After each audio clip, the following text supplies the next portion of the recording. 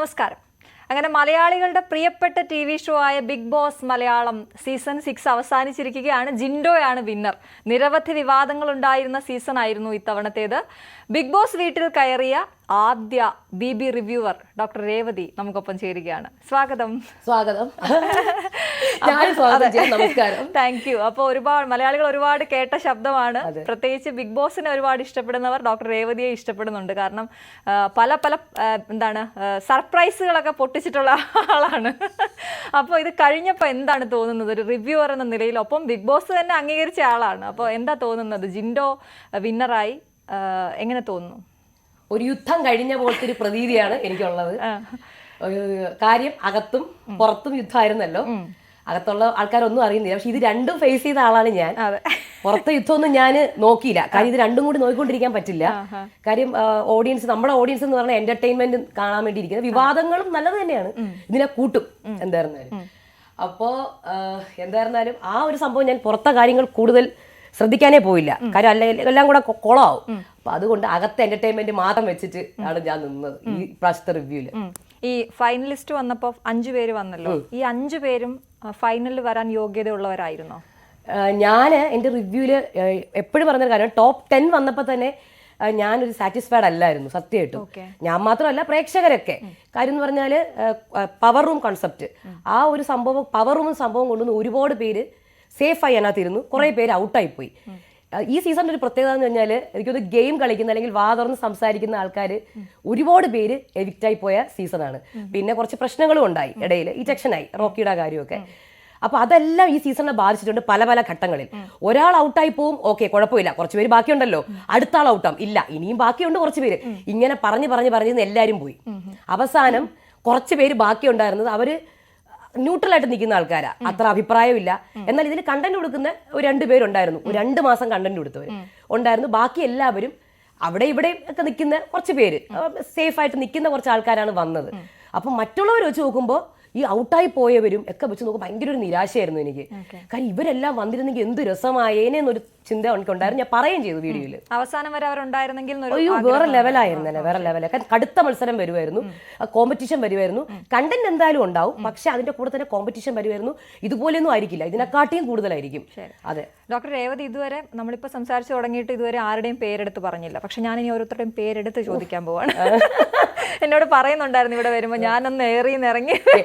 ഇപ്പോഴും ആണ്, അറിയാമോ? അത് ഞാൻ പറയാം. അപ്പൊ അല്ല, ഈ എയറിൽ ഇപ്പൊ കയറുന്നു എന്ന് പറഞ്ഞിട്ടുണ്ടെങ്കിൽ സംസാരിക്കുന്നവരാണ് എയറിൽ കയറുന്നത് അല്ലെ? എപ്പോഴും തുറന്നു പറയുന്ന അല്ലെങ്കിൽ എന്തെങ്കിലുമൊക്കെ കാര്യങ്ങളുള്ള വ്യൂസ് ഉള്ള ആളുകളാണ് അല്ലെ? അല്ലാതെ ഒന്നും മിണ്ടാതെ പോകുന്നവർക്ക് ഒരു പ്രശ്നമില്ല. കാര്യം പറയുമ്പോഴും വരും. അതെ അതെ അതെ. ഞാൻ ചോദിക്കുന്നത്, ഈ നമ്മുടെ ഫൈനലില് സിബിനും പിന്നെ റോക്കിയും ഒന്നും ഉണ്ടായിരുന്നില്ലല്ലോ, അവരൊന്നും വിളിച്ചില്ലേ? അതോ അവര് പോവാത്തതാണോ? എന്താണ് സംഭവം? അതെന്ന് പറഞ്ഞാല് ഒരു പ്രശ്നം പുറത്ത് നടക്കുകയല്ലേ. അതെ.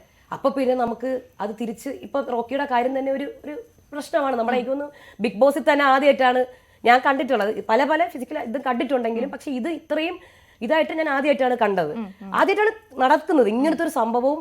ഇത്രയും വേദനാജനകമായ സംഭവം സിജോയ്ക്ക് അത് കിട്ടിയത്. അതിപ്പം ഇതിനെ സംബന്ധിച്ചിടത്തോളം ആ സമയത്ത് ശരിക്കും പറഞ്ഞത് വിളിക്കുന്നത് എനിക്ക് തോന്നുന്നു അത് ഇതായിട്ട് തോന്നിയില്ല. പക്ഷെ എനിക്ക് ഭാവിയിൽ നമുക്ക് പറയാൻ പറ്റില്ല ഈ റോക്കിക്ക് അവസരം ഉണ്ടാവില്ലെന്ന് എനിക്ക് അതിനെ കുറിച്ച് അറിയില്ല. പക്ഷെ ഈ സമയത്ത് സിബിന്റെ കാര്യവും പുറത്ത് ഇത്രയും വിവാദം നടക്കുകയാണ്. ചാനലിന് അഗൻസ്റ്റ് ആയിട്ട് തന്നെ സിബിൻ നിൽക്കുകയാണ്. അപ്പൊ പിന്നെ അത് വിളിക്കാൻ പറ്റില്ലല്ലോ. അതെ അതെ, തീർച്ചയായും. സിബിന്റെ കാര്യത്തിൽ എന്താണ് സംഭവിച്ചതെന്നാണ് താങ്കൾ കരുതുന്നത്? സിബിന്റെ കാര്യത്തിൽ സിബിൻ അവിടെ നിന്ന് ഒരാഴ്ച പറയാനില്ല, സൂപ്പർ ഗെയിമറാണ്. അപ്പൊ അത് ഞാൻ റിവ്യൂവിൽ പറഞ്ഞിട്ടുണ്ട്, സൂപ്പർ ഗെയിമറാണ്. അപ്പൊ ആ കണ്ട ഇതേ എനിക്ക് അറിയുള്ളൂ. നമ്മൾ എന്താണ് പ്രേക്ഷകർ കാണുന്നത് അതാണ് ഞാനും കാണുന്നത്. അപ്പൊ ഞാനിരുന്ന് ലൈവ് അപ്ഡേറ്റ് എല്ലാ ദിവസവും കൊടുക്കുന്നുണ്ട്. സിബിന്റെ ഗെയിം പറയാതിരിക്കാൻ നല്ല ഗെയിമാണ്. അപ്പൊ ഞാനും പറഞ്ഞു, ഈശ്വര ഈ പയ്യൻ വന്നു കഴിഞ്ഞാൽ തീർച്ചയായിട്ടും ടോപ്പ് 5 ഉണ്ടാവും. അത് മാത്രമല്ല അവിടെയുള്ള മികച്ച ഗെയിമേഴ്സിന് ഭയങ്കര ഒരു അടിയാണ് സിബിൻ. ജാസ്മിൻ, ജിൻഡോനെയൊക്കെ സിബിൻ ഇങ്ങനെ കയ്യിലെടുക്കാൻ പറ്റി. ആ ഒരാഴ്ച ഞാൻ സിബിനങ്ങ് കയറി വന്നു. അത് കഴിഞ്ഞിട്ടാണ് ലാലേട്ടന്റെ എപ്പിസോഡ് വന്നത്. അതിൽ എന്റെ ആ വീഡിയോ സത്യം പറഞ്ഞാൽ ട്രെൻഡിങ് ആയിട്ടുണ്ടായിരുന്നു. ലാലേട്ടൻ ആ സിബിനെ വഴക്ക് പറഞ്ഞ റോസ്റ്റ് ചെയ്ത്. അപ്പൊ ഞാൻ ഭയങ്കരമായിട്ട് പ്രതിഷേധിച്ച ഒരാളാണ് ആ വീഡിയോയില്, ഒരുപാട് പേർക്ക്. അപ്പൊ എനിക്ക് ഭയങ്കര വിഷമമായി, ഇതെന്താണ് ലാലേട്ടൻ ഇങ്ങനെ ചെയ്തത്? ജാസ്മിനും കൂടി തെറ്റ് ചെയ്തതല്ലേ? ജാസ്മിൻ്റെ കൂടെ പറയാമായിരുന്നു, 2 പേരുടെ ഈക്വൽ ആയിട്ട് പോവാമായിരുന്നു എന്നൊക്കെ ഞാൻ പറഞ്ഞു. അപ്പൊ ഞാൻ വിളിച്ചു, ഓക്കെ കഴിഞ്ഞു. ഇനിയിപ്പോ സിബിന് ഭയങ്കര സപ്പോർട്ട് കയറി ആ സമയത്ത്. ലാലേട്ടൻ ഇങ്ങനെ സത്യം പറഞ്ഞാൽ ലാലേട്ടൻ ഇങ്ങനെ പറയുമ്പോൾ സപ്പോർട്ട് കൂടുകയാണ് ചെയ്യുന്നത്. ആരെ പറഞ്ഞാലും സപ്പോർട്ട് കൂടും. സിബിന്റെ സപ്പോർട്ട് സൂപ്പറായി. അപ്പൊ ഞാൻ ഈ പയ്യൻ തന്നെ മിക്കവാറും ചാൻസ് തന്നെ. അടുത്ത ദിവസം ഞാൻ കാണുന്ന വേറൊരു സിബിനെയാണ്.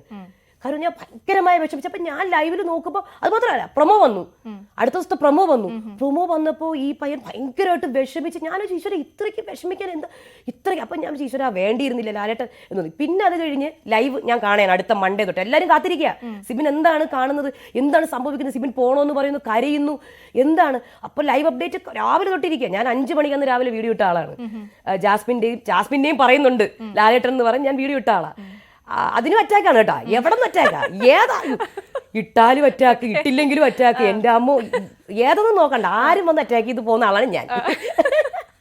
അപ്പൊ അതിനും അറ്റാക്ക് കിട്ടി. അതും കിട്ടിയിട്ട് ഞാൻ സിബിന് വേണ്ടി ഇങ്ങനെ അപ്പൊ രാവിലെ തൊട്ട് സിബിൻ കരഞ്ഞുകൊണ്ടിരിക്കുന്നു, വിഷമിക്കുന്നു, ചാടാൻ പോകുന്നു. അപ്പൊ ഞാനപ്പോ പ്രാർത്ഥന, ദൈവമേ നല്ലൊരു പയ്യനാണ്, കണ്ടന്റും കിട്ടും, നമുക്കും നല്ലത് തന്നെ, നമുക്കും നല്ലതല്ലേ. അയ്യോ നല്ല ജാസ്മിന് നല്ല കണ്ടന്റർ. ജിൻഡോനെയും മിക്കവാറും പുള്ളിക്കാരൻ ഇതാക്കിയിട്ട് ജിൻഡോയ്ക്കും ഓപ്പോസിറ്റ് കളിക്കും, അല്ലെങ്കിൽ എഗൻസ്റ്റ് ആണെങ്കിൽ പൊങ്ങി നിന്ന് കളിക്കുന്നുണ്ട്. ഞാൻ പ്രാർത്ഥിക്കുകയാണ് സിബിൻ പോവരുതേ മനസ്സിൽ. എന്നിട്ട് ഓരോ ഇതിടുമ്പോഴും സിബിൻ എനിക്ക് പോണം, ബിഗ് ബോസ് എനിക്ക് പോണം. ഞാനപ്പോ സിബിൻ പോവരുതേ, പോയാ കളി കഴിഞ്ഞ് ഇങ്ങനെ ഞാൻ പ്രാർത്ഥിച്ചുകൊണ്ടിരുന്ന ആളാണ്. അവസാനം ഞാൻ വിട്ടു, എനിക്ക് പോണം, എന്നാ പിന്നെ പോ എന്നുള്ള രീതിയിൽ. പിന്നെ അടുത്ത എന്റെ ലൈവ് അപ്ഡേറ്റ് ഇങ്ങനെയായിരുന്നു, എന്നാ പിന്നെ പോ. കാര്യം എല്ലാവർക്കും ഓടുന്ന ഫാൻസ് ഉണ്ട്, സാധാരണ പ്രേക്ഷകരും ഉണ്ട്. അപ്പൊ ഇവര് പറഞ്ഞു പോകുന്നെങ്കിൽ പോട്ട് ചേച്ചി, പിന്നെ അല്ലാണ്ട് എന്ന് പറഞ്ഞു. അപ്പൊ ഞാൻ പറഞ്ഞു പോകുന്നെങ്കിൽ പോട്ട്, അല്ലാണ്ട് പിന്നെ എന്ത് പറയാ, ചെറിയ കാര്യത്തിനൊക്കെ ഇത്രയ്ക്ക് കിടന്ന് കരയേണ്ട ആവശ്യമുണ്ടോ എന്നും പറഞ്ഞ് ഞാനതങ്ങ് പോട്ട്. ഗബ്രിയും ജാസ്മിനും ഒക്കെ പിന്നെ പറയണ്ട, ലാലേട്ടന്റെ എപ്പിസോഡിൽ മൊത്തം എണീറ്റ് നിൽക്കല. അപ്പം ഞാൻ വിചാരിച്ചത് എന്തോന്ന് പിന്നെ പോട്ട്, നമ്മളിനി എന്ത് പറയാനാണ് എന്ന് വിചാരിച്ചാൽ ഞാൻ അതങ്ങ് വിട്ടു. സത്യം പറഞ്ഞാൽ വിട്ടു. ഇനിയിപ്പോ നമുക്ക് ബാക്കിയുള്ളവർ വെച്ച് ഗെയിം കളിക്കാന്ന് വെച്ചു. അത് കഴിഞ്ഞ് സിബിൻ എവിക്റ്റായി. എനിക്ക് വിഷമമായി, ഈശ്വര നല്ലൊരു ഗെയിമറാണ്.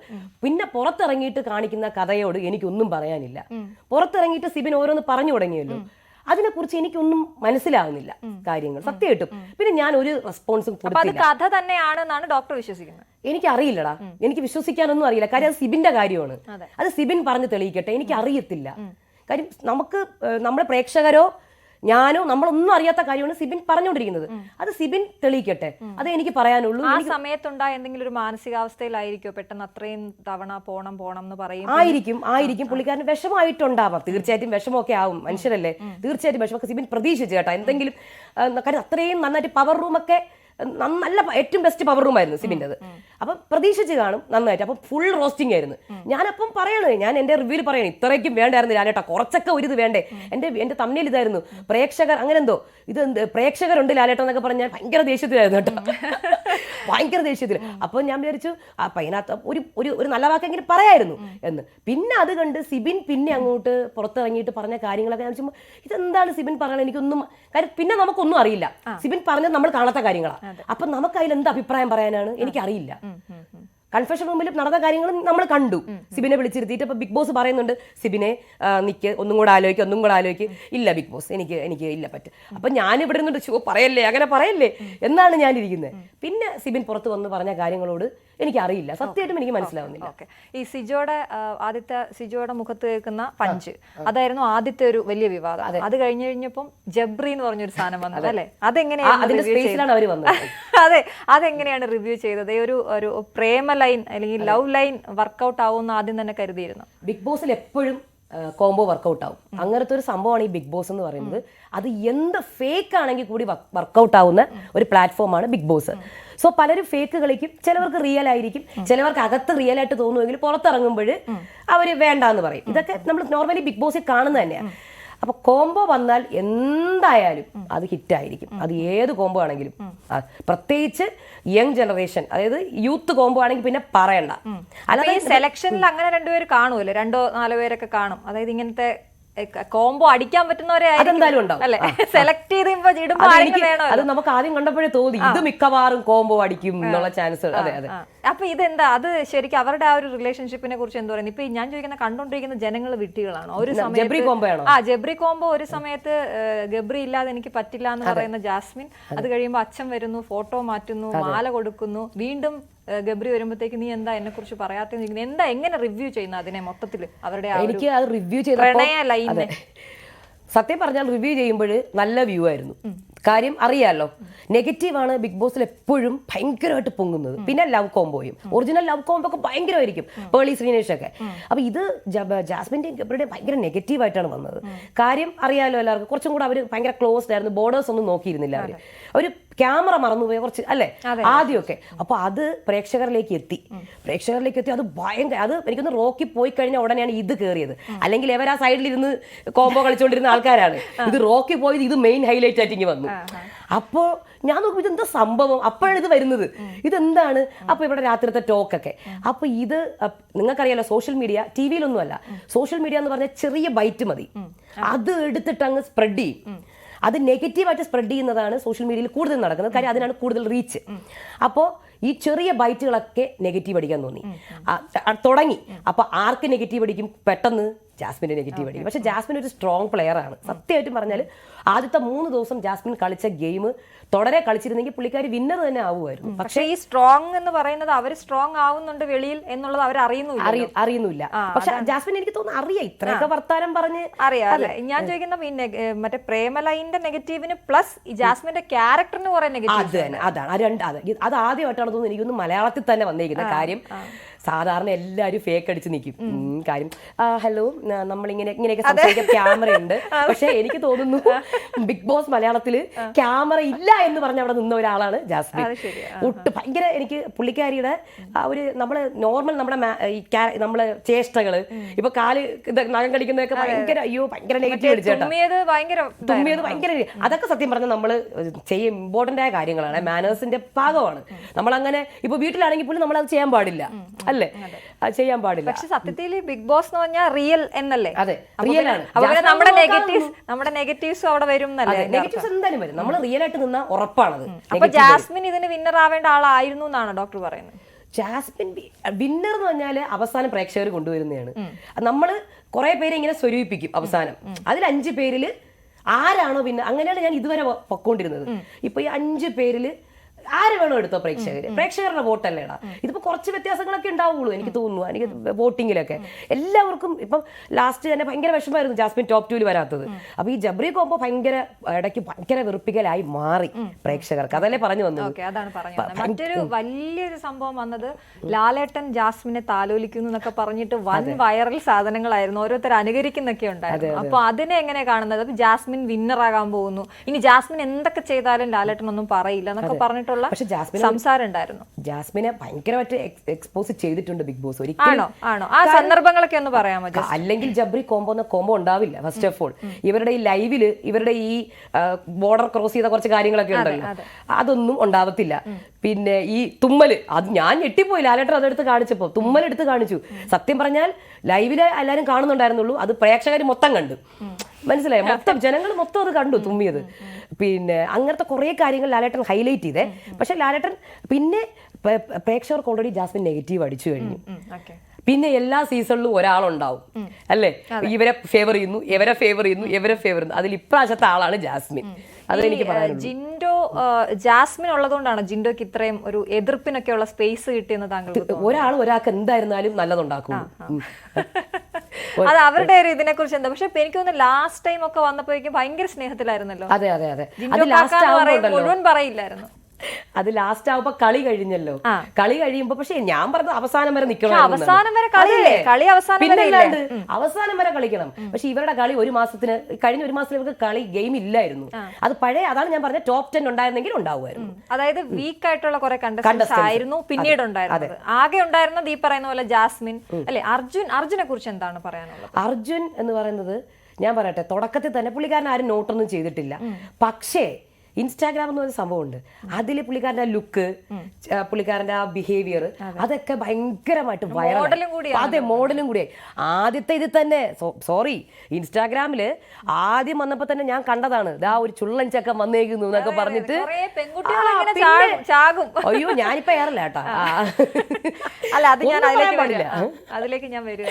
അപ്പോഴ് കുറേ അല്ല ഒരുപാട് പിള്ളേര്, എനിക്ക് തോന്നുന്നു ബിഗ് ബോസ് കാണാത്തവർ പോലും അർജുനെ ഇഷ്ടപ്പെടുന്ന ഒരുപാട് പെൺകുട്ടികൾ പെൺകുട്ടികളുണ്ട്, കോളേജ് സ്റ്റുഡൻസ് ഉണ്ട്. തീർച്ചയായിട്ടും അർജുൻ ഒരു പ്ലസ് പോയിന്റ് ആണത് കേട്ടോ. ലുക്സ്, അർജുൻ ഒരു സേഫ് ആയിട്ട് നിന്ന് കളിച്ച ഒരാളാണ്. എല്ലാവരെയും ഒബ്സർവ് ചെയ്ത് നിന്ന് ഗെയിം കളിച്ചിട്ടുണ്ട് ചെറുതായിട്ട്, അതായത് ഇങ്ങനെ സേഫ് ആയിട്ട് നിന്നിട്ട്. പക്ഷെ തുറന്ന് പറഞ്ഞിട്ടില്ല ഒരാൾ അർജുനെ ആരും ടാർഗറ്റ് ചെയ്തിട്ടില്ല. അർജുനെ ആരും അവിടെ ടാർഗറ്റ് ചെയ്തിട്ടില്ല. അർജുനെ ആരും കണ്ടുപിടിച്ചിട്ടില്ല. ഈവൻ അർജുൻ ശ്രീതു കോമ്പോനെ പോലും ആരും ക്വസ്റ്റ്യൻ ചെയ്തിട്ടില്ല. അത്രയൊന്നും ഇവരില്ലല്ലോ എന്ന് പറഞ്ഞ് സമാധാനിച്ചാണെന്ന്. അർജുന്റെ ഈ ഒബ്സർവേഷനെ കുറിച്ച് പറഞ്ഞപ്പോ എക്സാക്ട്ലി അർജുൻ ഭയങ്കര ഒബ്സർവർ ആണെന്ന് തെളിയിക്കുന്നതായിരുന്നു നമ്മുടെ രണ്ട് ഈ അഭിനയിക്കുക മറ്റൊരാളായി മാറുക എന്നുള്ള സെഷൻ ഉണ്ടായിരുന്നല്ലോ. അതില് അർജുൻ ഗംഭീരമായിരുന്നു. അതിനെ കുറിച്ച് എന്താ പറയാനുള്ളത്? ഒന്നും പറയാനില്ല. എനിക്കറിയായിരുന്നു അർജുൻ ഗംഭീരമാക്കുന്നു. നോറയാണ് അർജുൻ ഏറ്റവും ഇതായത്. ജാൻമണി സൂപ്പർ ആയിരുന്നു. അപ്പൊ ഞാനും ഇങ്ങനെ അനുകരിച്ചൊക്കെ പറയാൻ ഒന്ന് കാണിക്കണം. ജാൻമണീനെ ഡോക്ടർ കാണിക്കുന്നു. ഒന്ന് എന്തെങ്കിലും ഒന്ന് രണ്ടുമൂന്ന് വരും. എനിക്ക് പറ്റില്ല, എനിക്ക് പോണം. ശ്രീ ഗബഡി എനിക്ക് പറ്റില്ല ഗബഡി. Revathi I love you Revathi. എന്നെ ഫോൺ ചെയ്തിട്ട് I love you so much Revathi, because you shed many truth. എനിക്ക് രേവതി എന്നെ കുറിച്ച് നല്ലതാ പറഞ്ഞത്. അപ്പം ഞാൻ ജാനിനെ കുറിച്ച് മോശമൊക്കെ പറഞ്ഞിട്ടുണ്ട്. എന്തിനാണ് ശപിച്ചത്? ഞാൻ അറിയാതെ ശപിച്ചു പോയതാണ് രേവതി. ഞാൻ അറിഞ്ഞില്ല എനിക്ക് വോട്ട് വരുന്നുള്ള കാര്യം. ഞാൻ വിചാരിച്ചിരുന്നു എനിക്ക് ഈ നോമിനേഷൻ മാത്രമാണെന്നാണ് വിചാരിച്ചത്. ഞാൻ വിചാരിച്ചിരുന്നില്ല പ്രേക്ഷകൻ ആള് പക്ക റിയലാ ആണല്ലേ. ഓക്കെ, ജാൻമണി അപ്പൊ റിയൽ ആയിട്ടാണ് കളിച്ചത്. അതെ, പുള്ളിക്കാരിക്ക് ഇതൊന്നും അറിയില്ല. അത് ഇങ്ങനെ കളിച്ചാൽ ഇവിടെ നെഗറ്റീവ് അടിക്കും, ഇവിടെ ക്യാമറ ഉണ്ട്, ഇത് നെഗറ്റീവ് ആവും. ഒന്ന് എന്തെങ്കിലും വരുന്നത് അങ്ങ് റിയാക്ട് ചെയ്യുക. അതായത് കളി അറിയാതെ കളിച്ചാണ്. പിന്നെ കുറച്ചൊക്കെ അറിയാം കേട്ടോ. അതിനാണ് ദേഷ്യപ്പെട്ടത്, ബിസിനസ് ക്ലാസ് ഒക്കെ പറഞ്ഞത്. ജിൻഡോയെ കുറിച്ച് ജസ്റ്റ് പറഞ്ഞു പോയതേ ഉള്ളൂ. ജിൻഡോ നമ്മൾ ആദ്യം കാണുമ്പോ ജിൻഡോ ഈ ഫൈനലിലേക്ക് വരുമെന്ന് വിചാരിച്ച ഒരാളേ അല്ല അല്ലെ. എവിടുന്നോ പൊഴിഞ്ഞു പോകുമെന്ന് വിചാരിച്ച ഒരാൾ ഇങ്ങനെ കയറി വന്നു. എങ്ങനെയാണ് പുള്ളി ഡിസേർവിംഗ് ആണെന്ന് പറഞ്ഞ് സ്റ്റാറ്റസ് ഞാൻ കണ്ടു. എങ്ങനെയാണ് അതെന്ന് പറഞ്ഞാൽ ജിൻഡോ തുടക്കത്തിൽ ഞാൻ വിചാരിച്ചു ഇത് ആരിത് എന്ന് വെച്ചു. ഞാനാണ് ആദ്യമായിട്ട് പ്രൊഡിക്ഷനിൽ ജിൻഡോയുടെ പേരിടുന്നത് കേട്ടോ. ജിൻഡോ എന്ന് പറഞ്ഞു ഇതാ ഒരാൾ. എനിക്ക് കറക്റ്റ് ഫോട്ടോ പോലും കിട്ടിയില്ല. ഇത് ഫോട്ടോ പോലും ഇല്ല, നല്ലൊരു ഫോട്ടോ പോലും ഇല്ല. ഞാൻ തപ്പിക്കൊണ്ടിരിക്കുകയാണ്. ജിൻഡോ എന്ന് പേര് കേൾക്കുന്നുണ്ട്. ഇയാളാണ് ജിൻഡോ എന്ന് പറഞ്ഞ് ഞാൻ കാണിച്ചു കൊടുക്കുകയായിരുന്നു. അപ്പോൾ പുള്ളിക്കാരൻ വന്നു, ഇഷ്ടം പോലെ പ്ലേയേഴ്സ്. ഇതിൽ ആരെ നോക്കണം എന്നാണ് നമ്മൾ ഫസ്റ്റ് വീക്കിൽ. ജിൻഡോനെയൊക്കെ ജിൻഡോ അവിടെ ഇരിക്കട്ടെ, ഇയാൾ എന്തായി കാണിക്കണേ എന്നുള്ള രീതിയിലാണ് ജിൻഡോ അവിടെ നിൽക്കുന്നത് കേട്ടോ. അപ്പോൾ അതിൻ്റെ ഇടയിൽ നിറച്ച് നിൽക്കുകയാണ് റോക്കി, ആരൊക്കെയാണ് നിൽക്കുന്നത് അല്ലേ. രതീഷ് ആണെങ്കിൽ പിന്നെ നോൺ സ്റ്റോപ്പ് ആണ് അതിൻ്റെ ഇടയിൽ. അതിൽ രതീഷിന്റെ കൂടെ വന്ന ഒരാളായിട്ടാണ് ജിൻഡോ വന്നത്. രതീഷിന്റെ കൂടെയല്ലേ ആദ്യത്തെ ആഴ്ച വന്നത്. രതീഷ് എവിക്റ്റായി പോയ ശേഷം ജിൻഡോനെ ഫോക്കസ് ചെയ്യാൻ തുടങ്ങി. പതുക്കെ രതീഷ് ചേട്ടാ കൊണ്ടുവരണേ, തിരിച്ചു വരുന്ന ഒരു പ്രൊമോ ഒക്കെ വന്നു. അതിൽ നിന്നാണ് ജിൻഡോനെ ശ്രദ്ധിക്കാൻ തുടങ്ങിയത്. എന്നിട്ട് ആദ്യത്തെ നോമിനേഷനിൽ ജിൻഡോനെ പിടിച്ചിട്ടു. ജിൻഡോയ്ക്ക് ഫുൾ സംശയമാണ് മണ്ടൻ. പക്ഷെ എനിക്ക് തോന്നുന്നു അത്ര മണ്ടനൊന്നും അല്ല, അതൊരു ഗെയിം ഒക്കെ തന്നെയാണ് അല്ലേ. അതെ, തീരെ അല്ലേ. എനിക്ക് തോന്നുന്നു ഈ അവസാനം എന്തെങ്കിലുമൊക്കെ തെറ്റ് പറ്റി എന്നുള്ളത് ലാലേട്ടൻ വന്ന് പറയുമ്പോഴത്തേക്കും സോറി ലാലേട്ടൻ, നമ്മുടെ ഉൽക്ക ദേഹത്തേക്ക് വന്നാലും അതിനെ ചെറിയ ബോംബായിട്ട് മാറ്റും. അതായത് ഇങ്ങനെയൊക്കെ കരുണഭാവം. ലാലേട്ടാ ഞാൻ അറിഞ്ഞില്ല ലാലേട്ടാ. അപ്പൊ കുറച്ച് അതെ ഗെയിമൊക്കെ ഉണ്ട്. വലിയ കാര്യം ചെറുതാക്കി എടുക്കും, ചെറുതായിട്ട് മാറ്റും അതിനെ. അത് ജിൻഡോയ്ക്ക് ഒരു കഴിവുണ്ട്. പക്ഷെ ജിൻഡോ ആദ്യത്തെ നോമിനേഷനിൽ ചായ ആരായിട്ടത് അത് കോമഡിയിലാണ് സ്റ്റാർട്ട് ചെയ്തത്. ഇത് ഞാൻ വിളിച്ചു ഇതെന്താ സംഭവം നോക്കുമ്പോ ഞാൻ വേറെ ആരെയോ നോക്കിക്കൊണ്ടിരിക്കും. അപ്പൊ പെട്ടെന്ന് ഈ ചായ ഇട്ട ആളെ എനിക്ക് കിട്ടണം. അപ്പൊ ഇതെന്താ, അപ്പൊ നേരെ എല്ലാവരുടെ ശ്രദ്ധ അതിലേക്ക് പോയി. മനസ്സിലായോ? പിന്നെ അത് കഴിഞ്ഞ് പുള്ളിക്കാരനെ എല്ലാവരും ടാർഗറ്റ് ചെയ്യാൻ തുടങ്ങി. പുള്ളിക്കാരെ കൊണ്ടുവന്നു കേട്ടോ. ഇരുന്നുറങ്ങുക അതൊക്കെ ജിൻഡോ ലക്കിയാണ് കേട്ടോ. നമ്മളതൊക്കെ ശ്രദ്ധിച്ചു. പിന്നെ ലാലേട്ടൻ ഇങ്ങനെ എടുത്തിടും വീക്കെൻഡില്. ജിൻഡോ എന്താ ഉറക്കിയത്? ഞാൻ ഉറങ്ങിയിട്ടില്ല കേട്ടാ, ഞാൻ ഉറങ്ങിയിട്ടേ ഇല്ല. അപ്പൊ സൈഡിൽ ഇങ്ങനെ ഉറങ്ങുന്ന കാണിക്കും. അതെ. ഈ നമുക്കിനി കുറച്ച് ഡോക്ടറുടെ ലൈഫിലേക്ക് വരുമ്പോ ഡോക്ടർ ഈ ഒരു കാര്യം ചോദിച്ചിട്ട് ഞാൻ, ഈ ബിഗ് ബോസ് സ്ക്രിപ്റ്റഡ് ആണ് എന്നുള്ളൊരു അലിഗേഷൻ ഉണ്ടല്ലോ, അത് എങ്ങനെയാണ് കാണുന്നത്? വളരെ ചുരുക്കം വാക്കുകളിൽ പറയാം. അതെ, ബിഗ് ബോസ് സ്ക്രിപ്റ്റഡ് ആണെങ്കിൽ അവിടെ എല്ലാവരും പോസിറ്റീവായിട്ട് നിൽക്കുകയുള്ളൂ. ആരെങ്കിലും സ്വന്തമായിട്ട് നെഗറ്റീവ് ആവാൻ വേണ്ടി പോവൂ? അല്ല, ഞാൻ നെഗറ്റീവ് ആയിക്കോളാം, നിങ്ങൾ ആ സ്ക്രിപ്റ്റിങ് തന്നേക്ക്, ഞാൻ എല്ലാവരെയും എന്താണ് നെഗറ്റീവ് അടിപ്പിച്ച് ഞാൻ സ്വയം നെഗറ്റീവ് ആയിക്കോളാം എന്ന് പറയൂ ആരെങ്കിലും? ഇപ്പോൾ ഒരു സ്ക്രിപ്റ്റൊക്കെ കൊടുത്തിട്ട് അല്ല, ഇതെല്ലാം ഒരു ഒരു ഒരു ഒരു ഡ്രാമയുടെ ഭാഗമാണ്. ഇതിന് ഇവർക്ക് കൃത്യമായ റെമ്യൂണറേഷൻ കൊടുത്തുകൊണ്ട് ചെയ്യുന്ന പെയ്ഡ് ആയിട്ടുള്ള ഒരു കാര്യമാണ്. അപ്പൊ അതിന് ചിലപ്പോ വില്ലനാവണമെങ്കിൽ വില്ലനാവില്ല, ഒരു സിനിമ കാണുന്നത് പോലെ. തീർച്ചയായിട്ടും ഒരു വില്ലൻ ഉണ്ടാവും, ഒരു ഹീറോ ഉണ്ടാവും. പ്രേക്ഷകർ കാത്തിരിക്കുന്നത് ആദ്യം പ്രേക്ഷകർ നോക്കുന്ന വില്ലനെയാണ് കേട്ടോ. ഞാൻ ആരാണ് ഇതിനകത്ത് കുറ്റം പറയാൻ പറ്റിയ ആൾ, 10 കുറ്റം ഇതിനകത്ത് പറയണം. ആദ്യത്തെ ആഴ്ച നോക്കുന്നത് വില്ലനെയാണ് നമ്മൾ. നമുക്ക് 10 പറയാൻ പറ്റുന്ന ആൾ ഇതിനകത്ത് ആരുണ്ടെന്നുള്ളത്. അത് സ്ക്രിപ്റ്റഡ് ആണ്, വില്ലൻ ആക്കി മാറ്റുകയാണെന്നോ? അങ്ങനെ വില്ലനാക്കി മാറ്റിയൊന്നുമില്ല. നമ്മൾ ചെയ്യുന്നത് അവരെന്തായാലും കാണിക്കും. അപ്പൊ scripted അല്ല. അല്ല, പിന്നല്ലാണ്ട് നമ്മൾ ആരെങ്കിലും സ്വയം ഞാൻ വില്ലൻ ആയിക്കോളാം എന്ന് പറയൂ? ഇല്ല, ഒരു കൈകടത്തലും ഇല്ല ബിഗ് ബോസിൽ. ഇല്ല, എനിക്ക് തോന്നിയിട്ടില്ല. അതിനകത്ത് നമ്മളതിനകത്ത് എല്ലാവരെയും കയറ്റി വിട്ടിട്ട് പിന്നെ നമ്മുടെ ഗെയിമാണ് അതിനകത്ത് പക്ക. വില്ലനാകാൻ ആഗ്രഹിക്കുന്ന ആൾക്കാരുണ്ട്, അറിയാമോ? ഞാൻ വില്ലനാവും. കാര്യം ഇപ്പൊ അങ്ങനെയാണ് ഈ ഷോ മാറിയിരിക്കുന്നത്. പോയിട്ട് എങ്ങനെയുണ്ടായിരുന്നു ബിഗ് ബോസിൽ പോയിട്ട്? ഭയങ്കര വേറെ തന്നെ ഒരു പ്രതീതിയാണ് കേട്ടാ. നമ്മൾ വിചാരിക്കുന്ന പോലെയല്ല, വലിയ സെറ്റാണ്. ഭയങ്കര എന്താ പറയണ്ടേ, പക്കയാണെല്ലാം, ഷെഡ്യൂൾഡ് ആണ്. നമുക്ക് ഓരോരുത്തരെയും നമ്മുടെ കൂടെ ഉണ്ടാവും. അവർ ഭയങ്കര എന്താ പറയുക, നമ്മളൊരിക്കലും അയ്യോ തപ്പേണ്ട ആവശ്യം വരില്ല. നമ്മുടെ കൂടെ ഒരാളുണ്ടാവും. നമുക്കെല്ലാം നമ്മളെ നല്ല സേഫ് ചെയ്ത് കൊണ്ടുപോകും. പിന്നെ സെറ്റിൻ്റെ അകം എന്ന് പറഞ്ഞാൽ അത് പറയാൻ പറ്റില്ല. സെറ്റിൻ്റെ അകം പറയാൻ പറ്റില്ല, ഭയങ്കര സീക്രട്ടാണ് അതൊക്കെ. എന്തായാലും ഭയങ്കര സീക്രട്ടാണ്. നമ്മൾ അതൊക്കെ അത് ഇരുന്നോട്ടെ, അത് രസമല്ലേ. അങ്ങനെ തന്നെ ഇരുന്നോട്ടെ. മാം, ഈ നേരത്തെ പറഞ്ഞതുപോലെ ഈ എന്ത് ഇട്ടാലും കുറെ പേര് വന്ന് ചീത്ത വിളിക്കുന്നു, കുറെ പേര് നമ്മളെ ഒരുപാട് ആരാധകരുള്ള ആളാണ്. ബിഗ് ബോസിന്റെ ആരാധകരെ പോലെ താങ്കൾക്കും ആരാധകരുണ്ട്. പക്ഷെ കുറെ ആളുകൾ നെഗറ്റീവ് പറഞ്ഞു. പിന്നെ എക്സാക്ട് ഇവരുടെയൊക്കെ റെസ്പോൺസ്, നേരത്തെ ജാൻമണി വിളിച്ച് സംസാരിച്ചു, ഭയങ്കര സന്തോഷം, നമ്മൾ അതിന്റെ വീഡിയോ ഞാൻ റീല് കണ്ടിരുന്നു. അതുപോലെ അവരുടെ റെസ്പോൺസ് നെഗറ്റീവ് പറയുന്നവർ ആരെങ്കിലും വിളിച്ച് ചീത്ത വിളിച്ചിട്ടുണ്ടോ? കണ്ടസ്റ്റൻസ് ഒന്നും പറഞ്ഞിട്ടില്ലടാ ഇതുവരെ, ഇല്ല. പക്ഷേ ആർമിക്കാര് പിന്നെ പറയണ്ടല്ലോ, അവര് ചീത്ത വിളിച്ചിട്ടൊന്നുമില്ല. പക്ഷെ നമുക്ക് ഈ ബിഗ് ബോസ് നടന്നുകൊണ്ടിരിക്കുമ്പോൾ വീഡിയോസ് ഇടുക, പിന്നെ ടാഗ് ചെയ്യുക, അതൊക്കെ ചെയ്തിട്ടുണ്ട്. ഇങ്ങനെ സൈബർ അറ്റാക്ക് ഉണ്ട് കേട്ടോ. ഡോക്ടർ പേയ്മെന്റ് വാങ്ങിച്ചിട്ട് PR ആണ് ചെയ്യുന്നതെന്നൊക്കെ പറഞ്ഞിട്ട് അത് ഞാൻ അയ്യോ ഭയങ്കര PR ആണ് ഞാൻ ചെയ്യുന്നത്.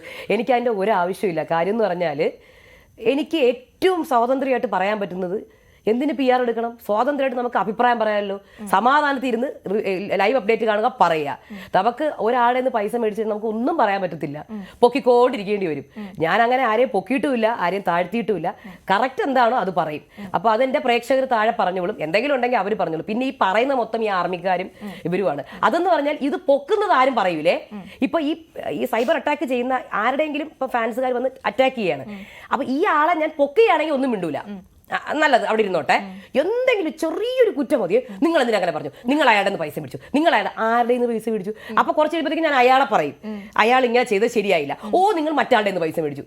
ഇത് തന്നെയാണ് എല്ലാ സീസണിലും. ഇത് എപ്പോഴും ഇങ്ങനെയാ, അവരുടെ PR ഇവരുടെ PR. ഞാൻ സത്യം പറഞ്ഞ എല്ലാവരുടെയും PR ആണ് അതിനകത്ത്.